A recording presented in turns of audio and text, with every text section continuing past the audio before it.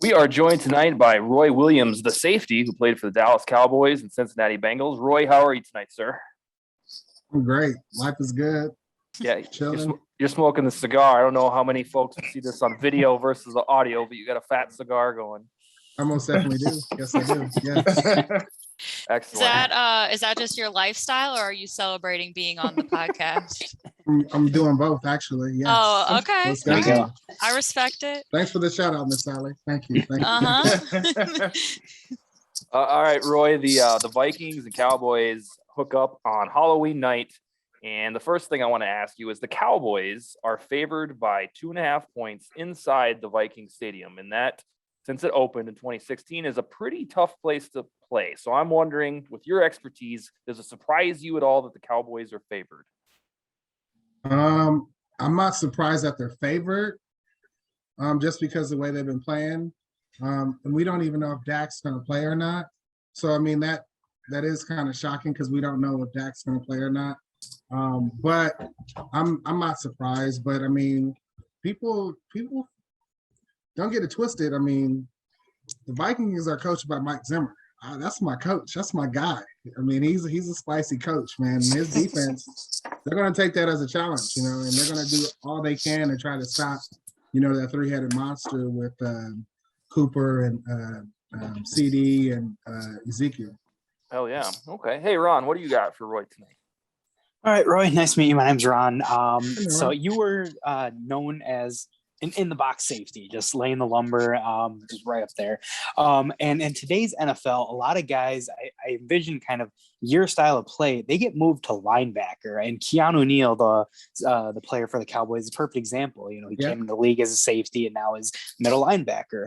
And I understand it from the pass standpoint, but what are your thoughts on why this is continuing to happen and kind of that development in the NFL? And would you essentially be a linebacker in today's era? What do you mean? Why does it keep happening? Or I mean, what are your thoughts on why? What is the benefit of moving those guys into those positions of linebacker rather than letting them kind of have a little bit more freedom to roam, kind of like how the way you played and the way Harrison Smith plays currently for the Vikings? Well, the days of how I used to play are non-existent now. It's an extinct animal now, So, but I mean, in their defense and why they're moving them into linebacker, don't you want to have your best players on the field at all times? So I mean, if they're deep in their minds in the secondary, why wouldn't you move a guy that can help you? Why wouldn't you allow him to help the team? Better their chances of winning on putting them on the out of linebacker. I mean, he's doing a solid job. I mean, hell, he was doing better than probably some of the people that were before him. Right. And I don't mean as a detriment to Keanu Neal and his style of play, but for example, him at safety, he was a Pro Bowl caliber player, at least before injuries hit him in Atlanta.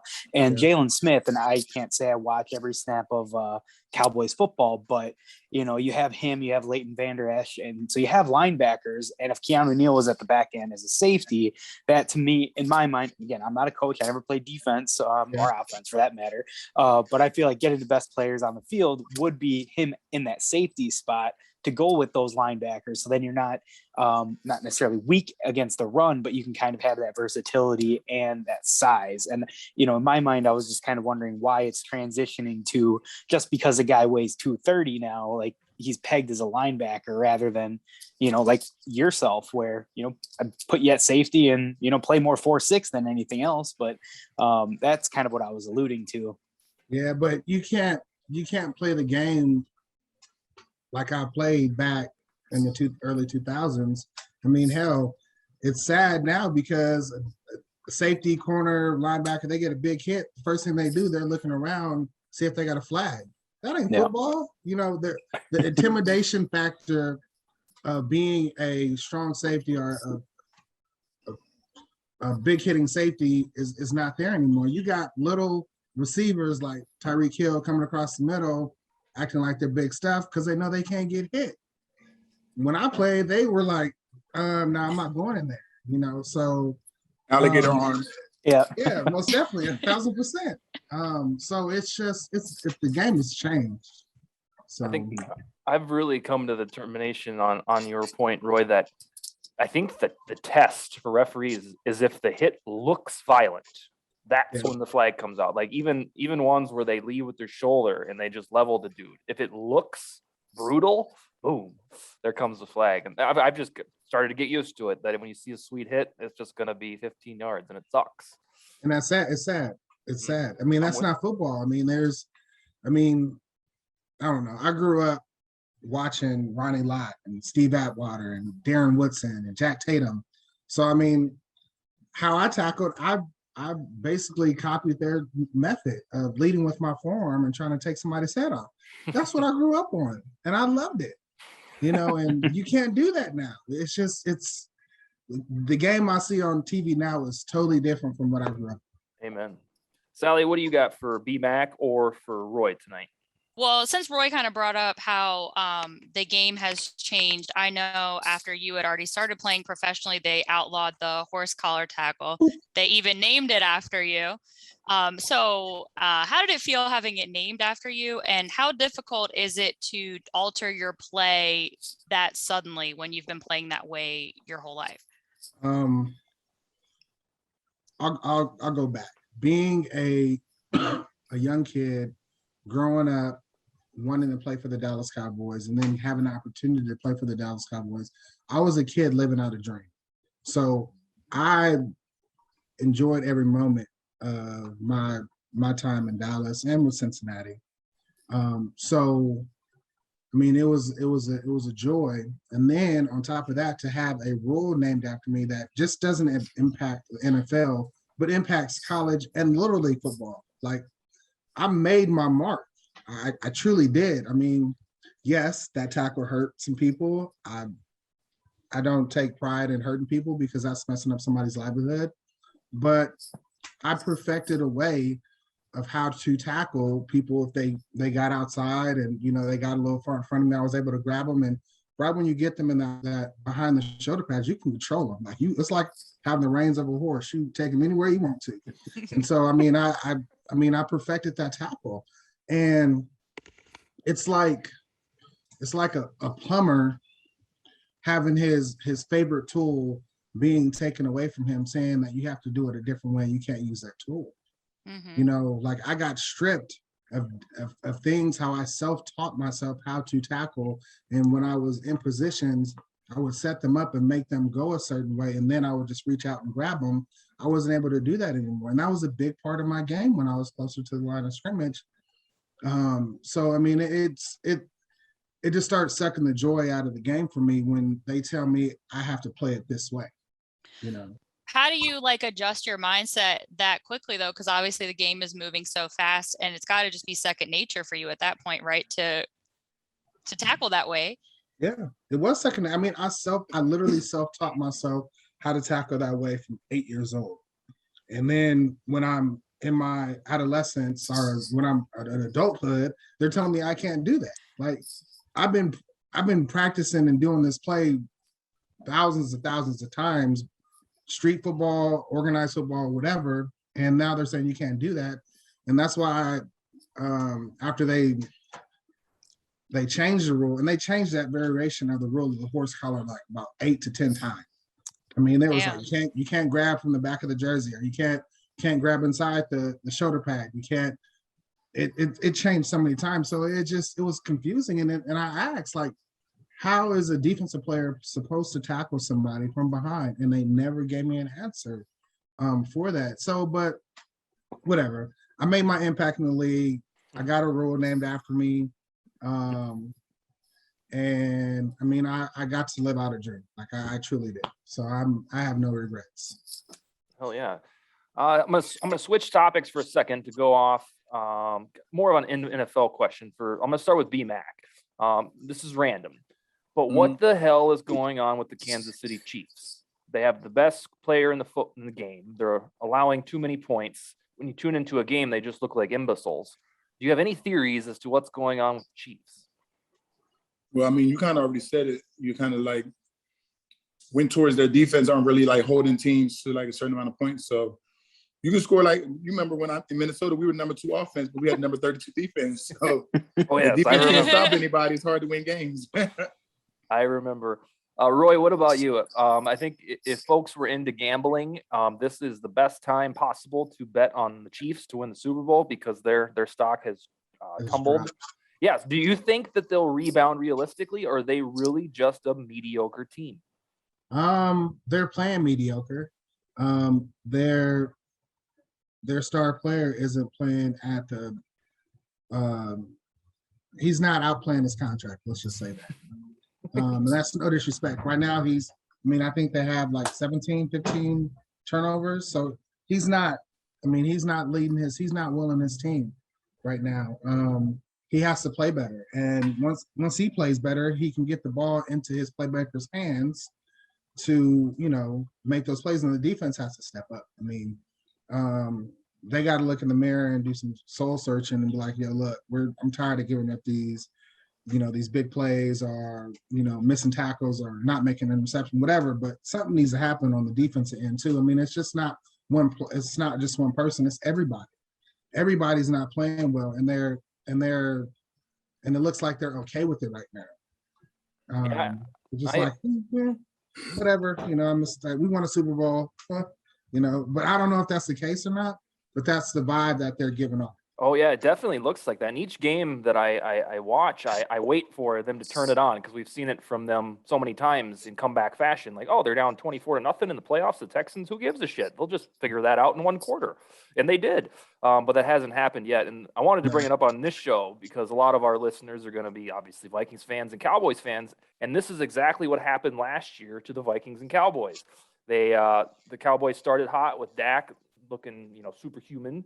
Defense was garbage, and then that's what happened with the Vikings is that they had productive offense, and then the defense just couldn't quite figure out. But this year's different. Both teams, they show down this Sunday are looking a little bit better. All right, Ron, what's next on your list for Roy Williams?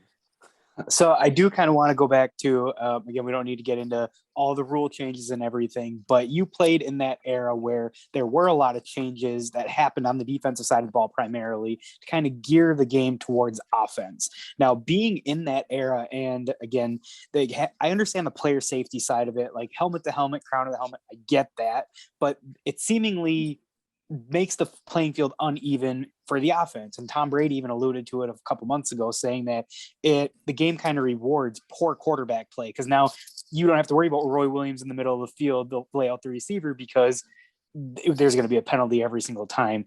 Now, do you think that is a fair way to kind of, I guess, officiate the game? Because now, like, I get the fans want the scoring, but now it's putting you guys at a disadvantage, and players like Bryant on the offensive side may be all for it because yards are yards. But how does it feel being on defense and knowing that any little thing, like whether it's the horse collar or any type of helmet or head contact, is going to draw a flag?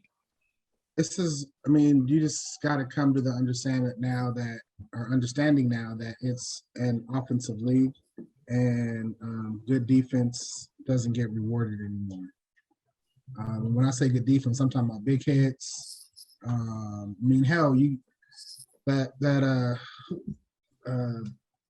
Arizona Cardinals, Texans. Kyler Murray, the roughing the passer. Yeah, my goodness. Can't even tackle a guy.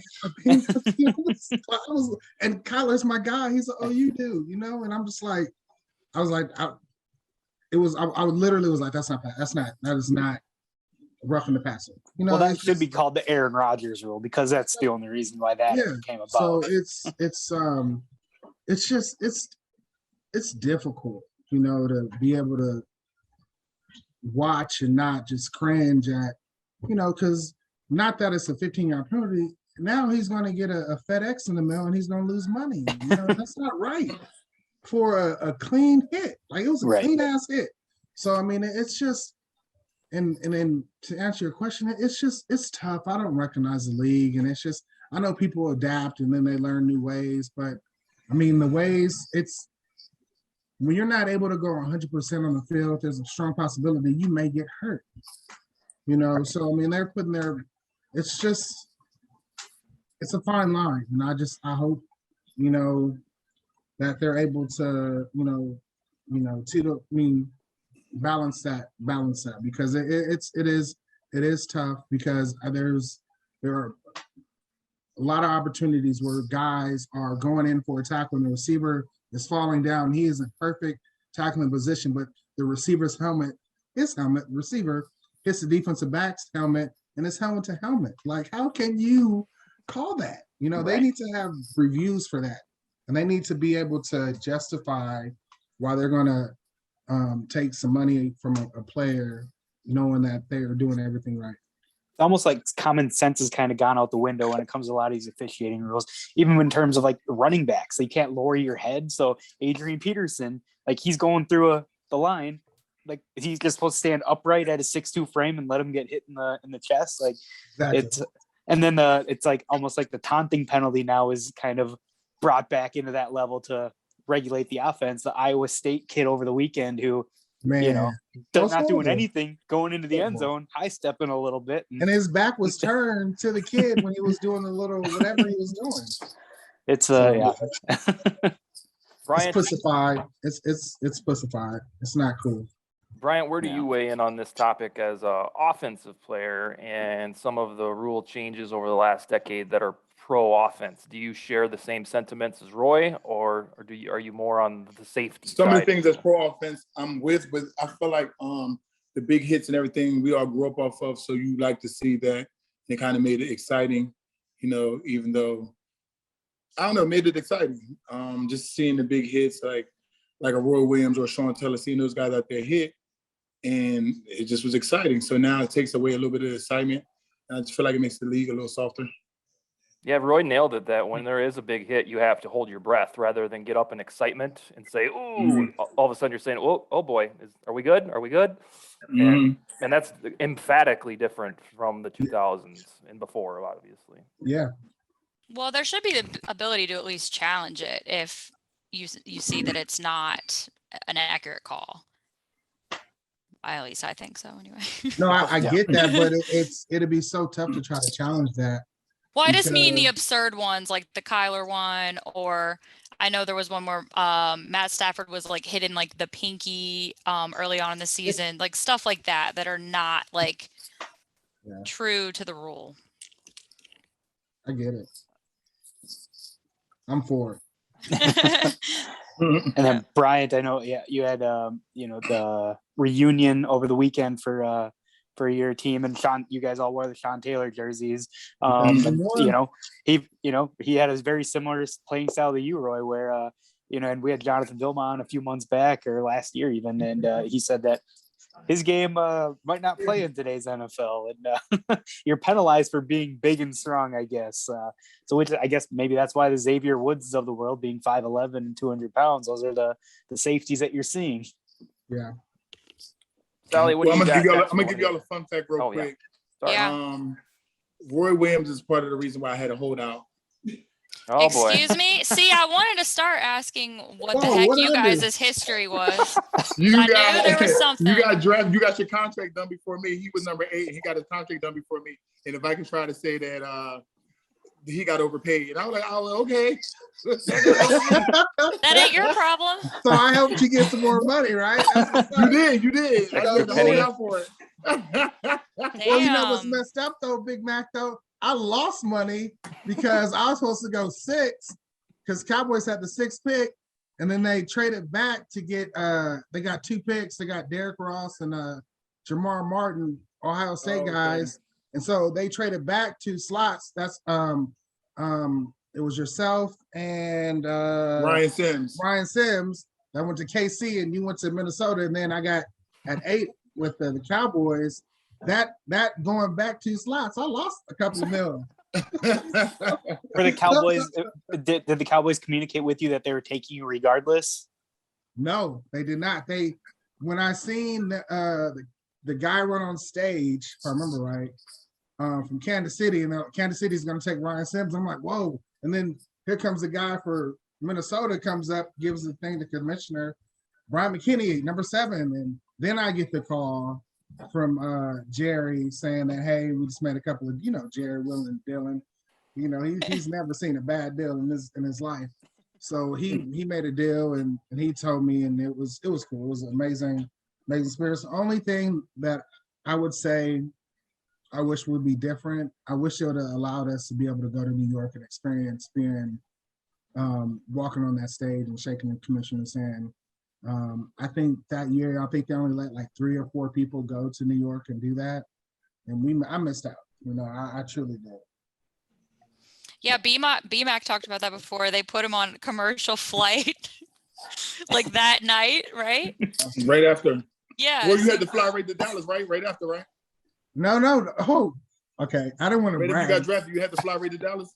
No, so I was in Oklahoma when I had got drafted, and then Jerry was like, "Hey," when he called me, he was like, "My plane is at the airport. We're gonna fly you out."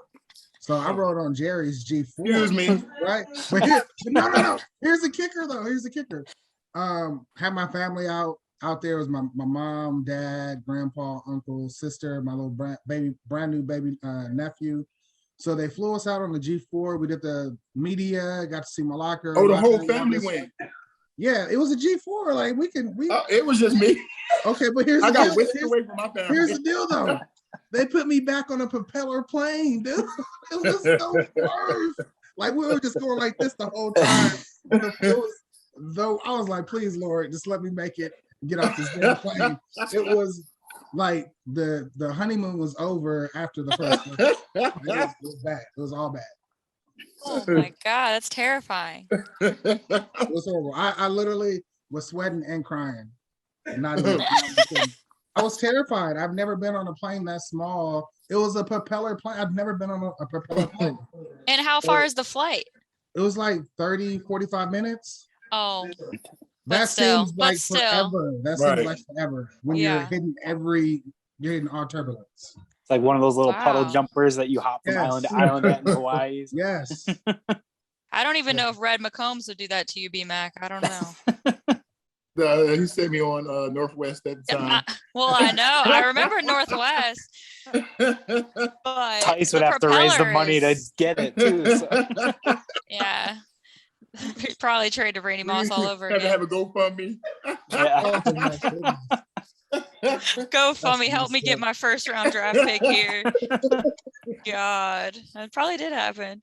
So, how else? What do you guys do? Do you guys hang out? What's the story here? What do you mean? Well, I mean, you guys. We went to Africa. Bro, you was to Africa, right? Yes, we went to Africa. Yeah, pros for Africa. Yes, we went to Africa together for pros for Africa. We dug, it was like an OU thing, wasn't it? Yeah, like we dug water wells. Yeah. Provided sewing machines for Sister Rosemary's School. We built houses.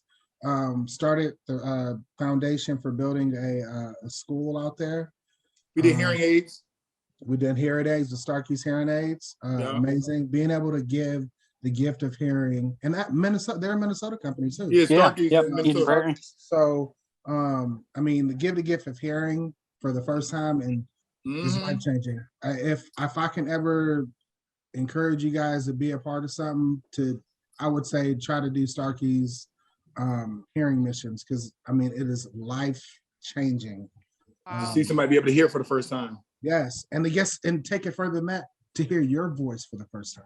It was like it was those videos of babies hearing for the first time, hearing their mother's voice or whatever, like that's always what's crazy is some people just need their ears clean. Yeah, for real. Really? They didn't need a hearing aid, they need their ears clean. Yep. They don't know no better. I mean, there were people that had sticks about like this long. They just kept on scratching their ear and it just kept on breaking and they kept on going in the air. Then there were kids with half alive bugs in their ears, just blobs of wax just build up. I mean, it's sad. It's like a lot of different situations. It's sad to think about all the stuff we kind of take for granted or overlook that they just need. So. When did you guys go there? 2010. 2010. Yeah, 2010. Oh. Well, that was 2010 was my 4th trip. Okay. Oh, wow. Yeah. And guess what I realized? So whatever team doesn't win the Super Bowl, this T-shirts go over there. What did you say? Know that. That's real? What did he say? That's real. We thought that was just a meme. Team doesn't win the Super Bowl, that is not. they get That is not. Go ahead, Matt. Yes, it is. We gave them the shirts of the team that No, I know. I said go ahead. Say what you're saying. Oh, the shirts. The shirts. Yeah. The Super Bowl shirts go to the losing team. Shirts go to Africa. Okay. Yeah. So there's 4 different styles of Vikings ones down there. I might need to go thrifting. Damn, Sally with the burn. Yeah. Oh yeah, you're new here. It's the life we live being Minnesota fans. So, Wow. Roy, about 20 minutes ago, you said Mike Zimmer was your guy, and he's been our guy for 8 seasons now. So tell us why he's your guy. Coach understood how to play me within the defense. My first year was no mistake on why I played the way I played my rookie season. I mean, I had, I don't know, almost 100 tackles. I had 5 interceptions, sacks, all that. And because Mike Zimmer knew how to play me within the defense. And then I was Campo at first, and then we had Coach Parcells, and Parcells wanted to, he first came in, was like, you're not going to be a one-dimensional safety. You're going to put me back, cover 2, 14 by 2. I mean, and Zim didn't like that. Zim wanted me to play close to the line, and I just created a bond with Coach Zim. I mean, we had some, I'm gonna say heated discussions, but he knew how to fire me up, like get me going, and I thrived off that because of my previous coach, Mike Stoops at OU, now at FAU.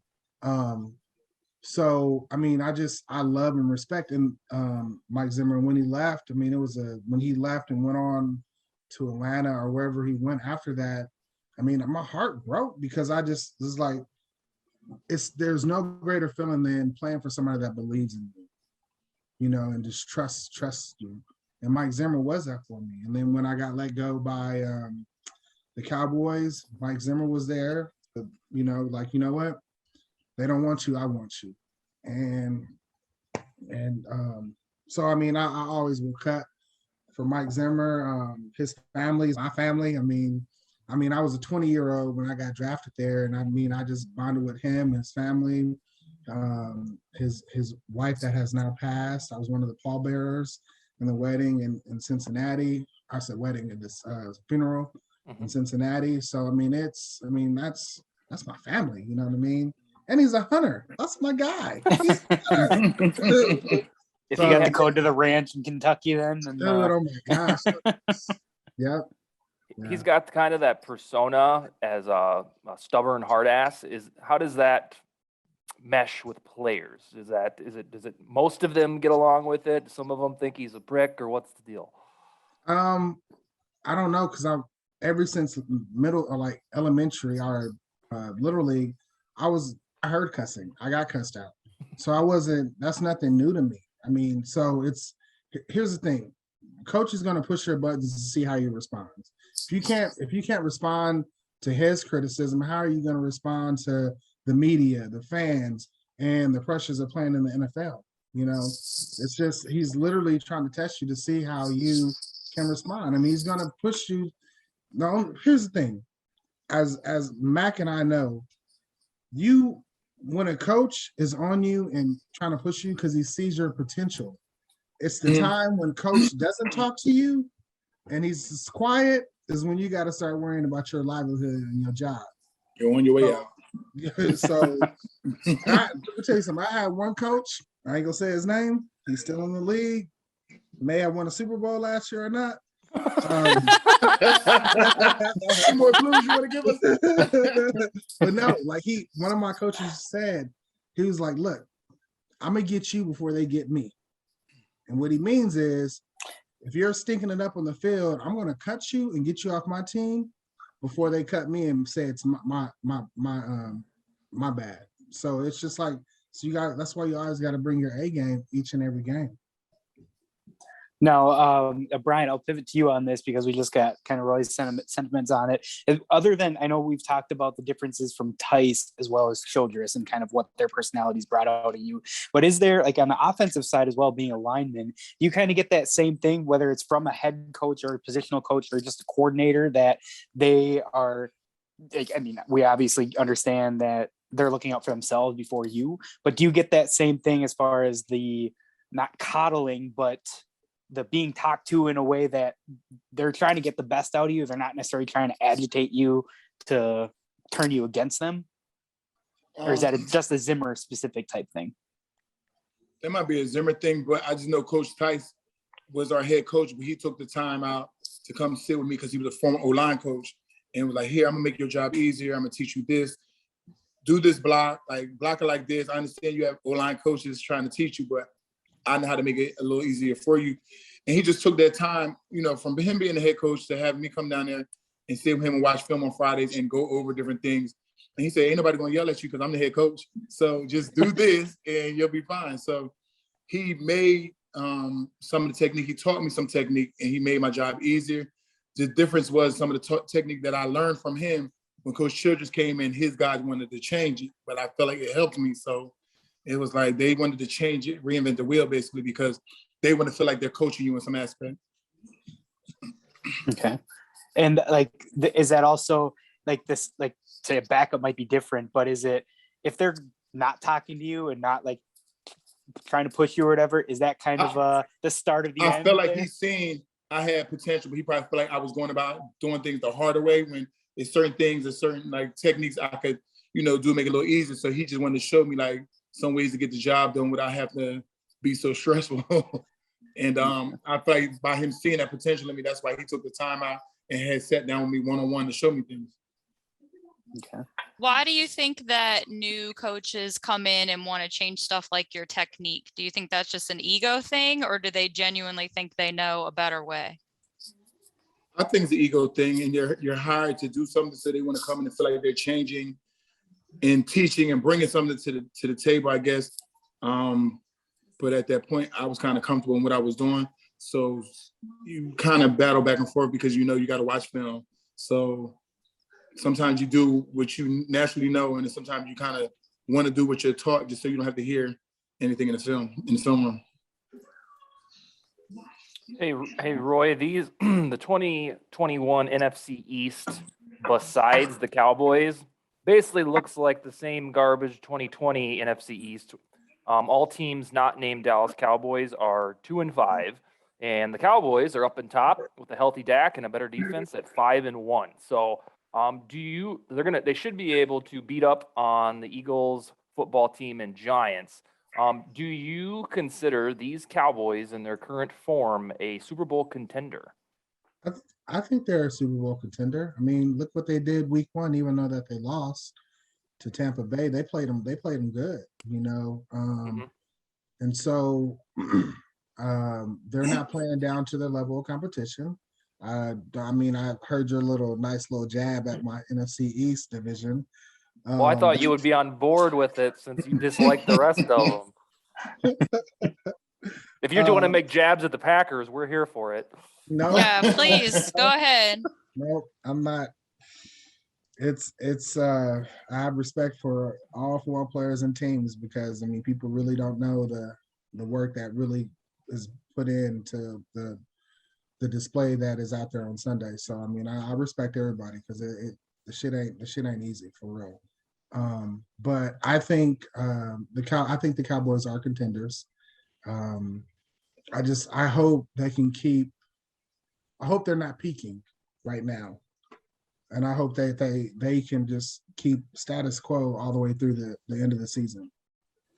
What about the, paradox, so to speak, that's going on with Trayvon Diggs, where he's this absolute playmaker that's intercepting passes and scoring touchdowns, 10 days ago, but then his pass coverage is a little suspect. Will eventually that catch up with this Herculean playmaking? Because we don't usually see that. It's either one or the other or neither. Yeah. Well, the league is a copycat league. So if Diggs is giving up plays or catches in a game, and the offense coordinator or a team is scouting that or seeing that the week before, they're going to run the same play to see if he'll bite on it or give it up again. And he's going to have to he's going to have to stop it probably about 3 to 5 times before they'll stop trying to pick on him at that. Doing the same play. I mean, and Diggs is, I mean, he's playing well. Yeah, I mean, guys give up plays, give up some passes, but he's making some great plays right now, and I mean, he's riding that wave. Yeah, that interception pace that he's on is incredible. I don't know if it's sustainable in, getting one every game, but it's absolutely incredible. And if it did continue, he would legitimately need MVP votes because it's just crazy how many he's getting. Yeah. No, 1,000%. And then so kind of sticking with that defensive theme here, like the Cowboys offense obviously is potent. They're one of the best in the league. They have weapons all across the field, and their offensive line is still fantastic, even without Travis Frederick the past couple of years. But do you think that, say, in the games that the offense struggles, do you think that this defense has improved enough and is good enough to win games for them? Or are they just kind of a great complementary piece to that offense? If you would have asked me that last year, the year before, I would have said yes, but now I feel that the defense can make the win. I mean, I think the defense now can make the winning play if put in that position. Yes. And Randy Gregory's kind of like, a perfect example of, I know seems like he's been in the league forever now, off the field stuff and back on it, but man, he looks like he's playing at a different level right now and gives that edge rusher that they've sorely lacked, without when Lawrence has been hurt. So, I mean, they're a terrifying team on paper. So we'll see what happens Sunday. Yeah. It's going to be a good game. Oh, I know. This is the first time at US Bank Stadium that the Vikings have ever had a home game after a bye week. For some reason, in the last 5 years, they always send the Vikings on the road. So these fans are going to be antsy for football, and then it's Halloween night. It's against America's team. The place is just going to be rocking. Sally, we got time for a couple more for Roy. Do you have anything for Bryant or Roy? Well, I don't know. Should we stick with football or should we talk about life? Do whatever you want, Michelle. Let's ask. Let me ask one more Zimmer question because I know that's what the Rubes want to hear. So you talked about. So we all know that Zimmer came from the Parcells coaching tree. You hear about it like every week, and I think that people say that a lot of his defensive philosophies come from Bill Parcells, but you're saying firsthand that when Parcells came in, it actually changed the philosophy quite a bit. So can you elaborate on that a little bit? Well, yes, I can. Zimmer is more of a 4-3 guy. Parcells is more of the 3-4. And so I can see different, I mean, depending on your personnel on the team, you got to play your best players at the best spot. So you got to mix it in like what Zim did with Parcells. He mixed a little 3-4 with a 4-3. And so putting your best players in position to win, I mean, that's the main goal, regardless if you were against it before and now you're for it. I mean, Minnesota has some phenomenal rush guys. I mean, and they got a good secondary as well. So, just changing things up. I mean, I'm pretty sure Coach Zimmer, has taken some of the tricks and trades that he learned from Parcells. Who wouldn't? Parcells is a legendary coach. Mm-hmm. So I'm sure that he's probably cherry picked some of Coach Parcells' terminologies. I think he also cherry picked some of his personality at times, that just kind of gruff, like, I'm not going to answer that because I don't feel like it type of persona. And some of us love it. I love it. Yeah. I'm sorry not to interrupt. No, that's okay. Whenever I would see his wife, Miss Vicky, she would tell me anytime that Zim starts yelling at you, just say, I'm gonna tell Miss Vicky on you, and he would stop. He would stop, like literally stop. I loved it. Oh my gosh! I was like, hey, I'm gonna go tell Miss Vicky on you, Coach. You better stop yelling at me. And he would stop, and he would start laughing. And so he was like, look at that. I have so many stories about Zim. It's crazy. We're gonna have to have you back on a non-Cowboys week. Just go through some of the Zimmer stuff. This is Oh excellent. man, Zim's my guy, man. Yeah. Let's see here. What else? Oh, so by my count, you played against the Vikings in games twice in your career. Once in Minneapolis in 2004, and once in Lost. Dallas in 2007. Do you have any unique memories against the Vikings or with BMAC in general, or anything you could share with the Minnesota crowd? Your fans are rowdy. I love the Viking. I don't know if he's still there. He is. Not this. Is it the same gentleman? Yes. What the heck is his name? I think he's talking about Ragnar. No, The guy on the he's bike, or he's talking about Yeah. the guy that paints his whole face and Sid? No, I'm talking about the big Sid. Viking guy. Oh, well, yeah, there's, probably Sid. well, there's I'll Victor, check. like the cartoon. No, Viking. he He's wasn't the one that around. used to blow the big blowhorn and stuff. Hold on, think he's I'll talking pull up his about- pic. I think he's talking about Ragnar. yeah, I think so Ragnar too. just rode the motorcycle. Yeah, that gentleman. Then he used Yeah. to run around the stadium and in the crowd He, and all that he was stuff. the Oh. unofficial But not this mascot. guy. No, not him. No. Oh, not Sid. Okay. Well, he's the one that's on TV every day. That's With Moss's Randy guy. Moss. It's just Yeah. because we played against Randy in Minnesota and we lost that game. And Randy had a solid game. I remember the whole game plan was like, just don't let Randy go off like he did when they played Dallas and had like, I think he had Thanksgiving Day game. 4 catches, 4 touchdowns, or something ridiculous. So Yeah. the whole game was like, just don't let Randy do that again. But no, I mean, you guys had a phenomenal family. So I would love to see the new stadium. I've been telling Zim that I wanted to come down for a game so I can see the new stadium. He didn't send the invite for this weekend. Here's the deal. I have an open door policy. Like I just just leaving the kids and my wife to go to a game. I mean, that's tough. You know what I mean? Yeah. Watching 3 kids by yourself. We get it. That's Yeah. a chore, so We totally get it. Well, me and No. BMAC don't get it, but hey, enjoy it, Miss Sally. And Enjoy it. nobody's gonna hold me and BMAC down. Okay.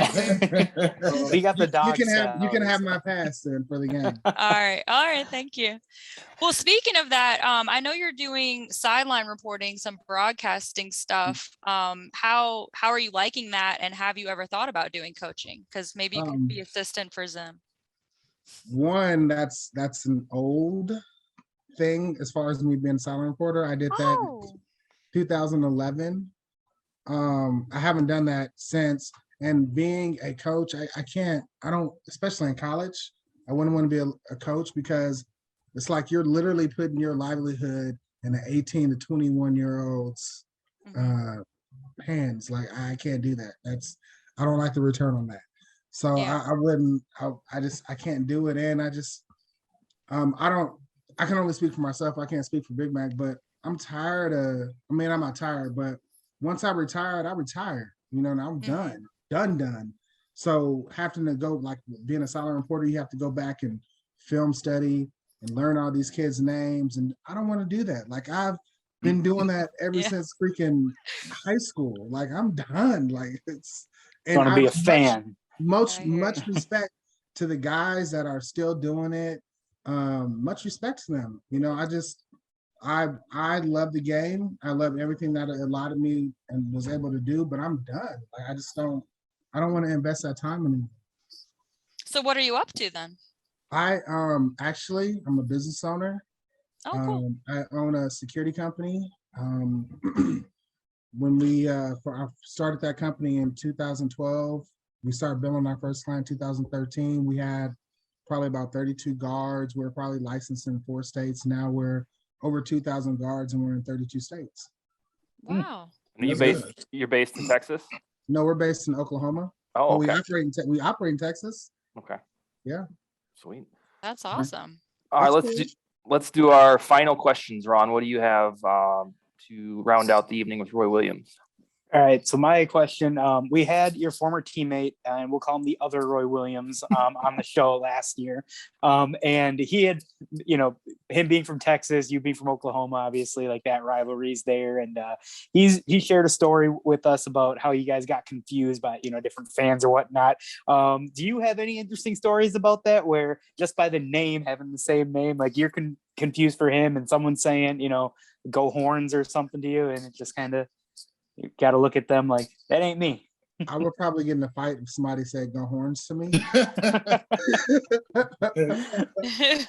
wasn't me saying go. I was no. But no. It's so crazy. Like if you were to follow my Twitter, especially about like a year or 2 years ago, especially when the other Roy Williams, not Roy the receiver, but the coach. Oh yeah. Oh yep. Like literally my app, if you looked at my avatar right now on Twitter, it's Roy Williams, the coach, his body with my head photoshopped on it, because a fan made it for me. So I literally see what I'm saying. There it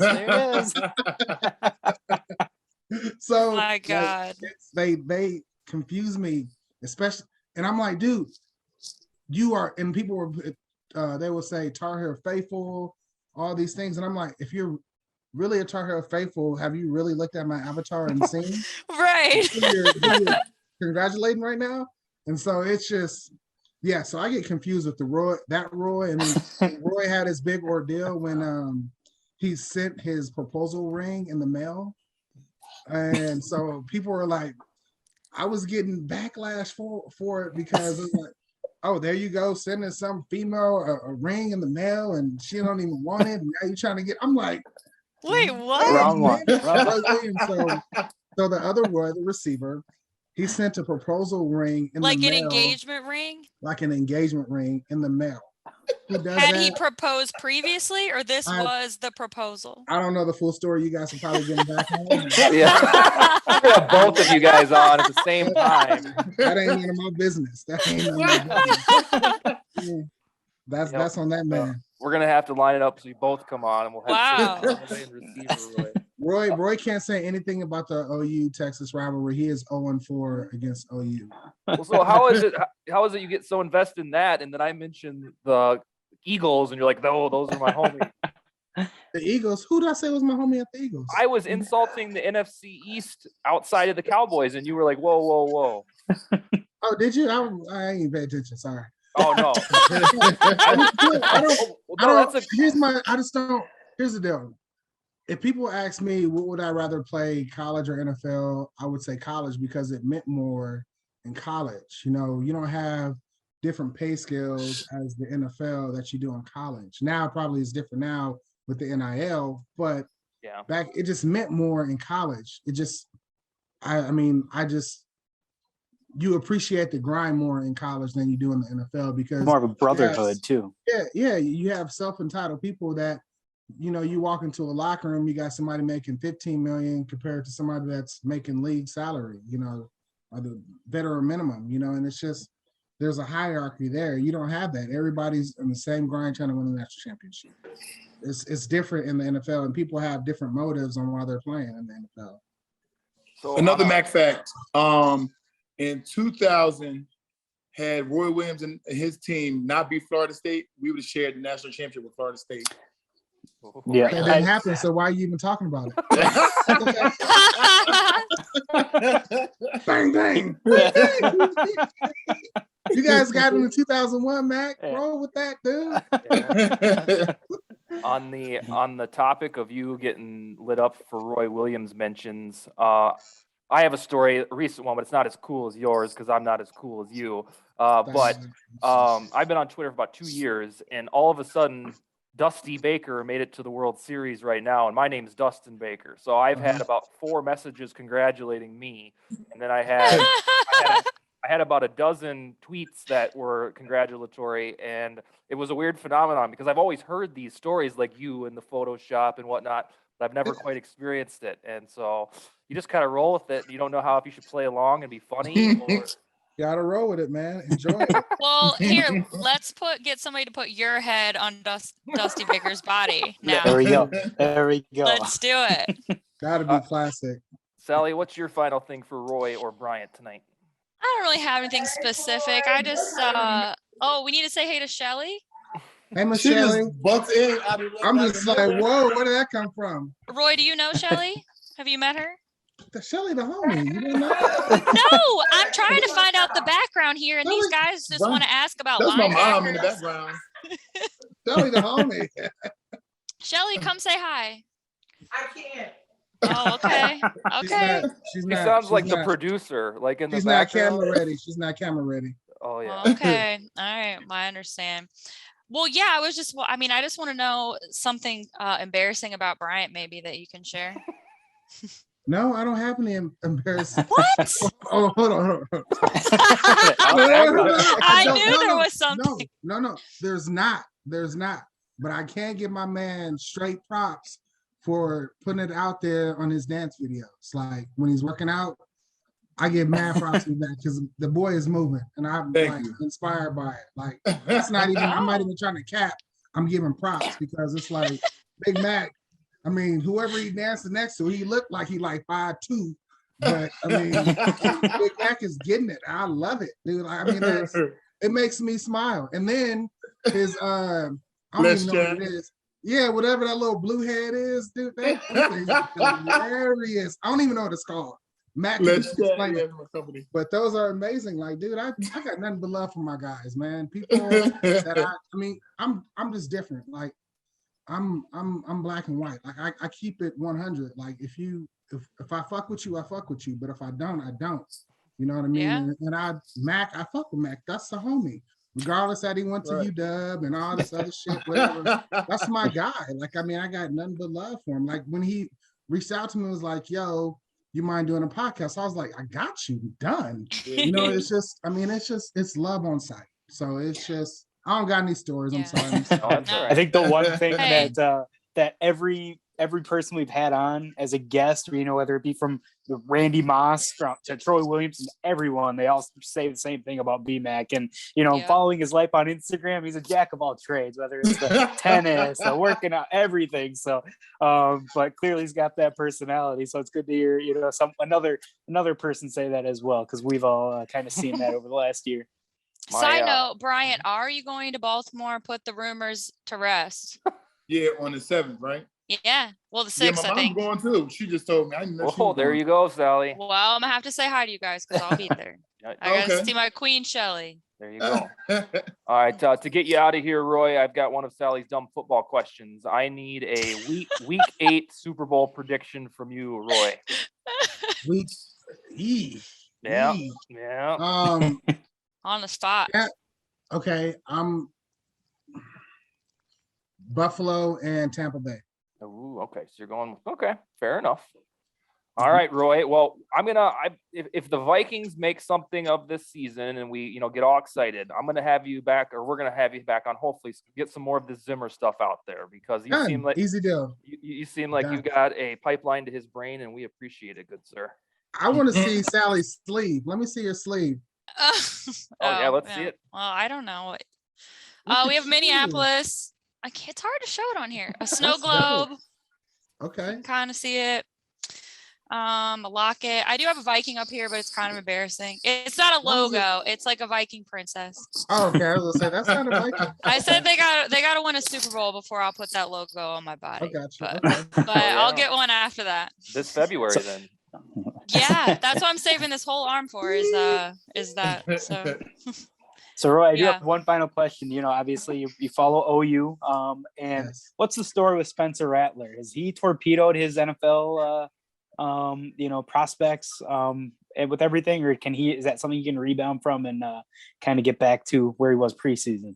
I'm sure he can rebound, but when you lose your starting job and in the fashion that he lost it, I personally don't see him unless, God forbid, Caleb getting hurt and then Rattler going back in. But in that Texas game, I was on the sideline. There was a power shift when Caleb came in and willed and led that team to victory. Like they rallied behind Caleb. And when Spence, it's a different feeling when one quarterback is in compared to the other. And I'm not gonna say good or bad. It's because I mean that's my school, but it's different when Spencer's in compared to when Caleb's in. Yeah. And I mean that's just where it's at. And it's tough. Think about it. He came in hot shit. Like he was TV show. Yeah, he was on the Heisman list. He was projected to go high in the draft and all these things, and then you play poorly, have some turnovers, and you get yanked. You get yanked in the same game you got yanked in the year before. You know what I mean? So and you didn't get to go back in, but one play for a 2-point conversion, that was it. You ain't seen the field since. So I mean, there's a strong possibility he may hit the portal next year, which I think is, and I say this, I'm not trying to be disrespectful when I say this, but I think that's a punk move because when we were in school, it's like play better or you don't get to see the field. Right.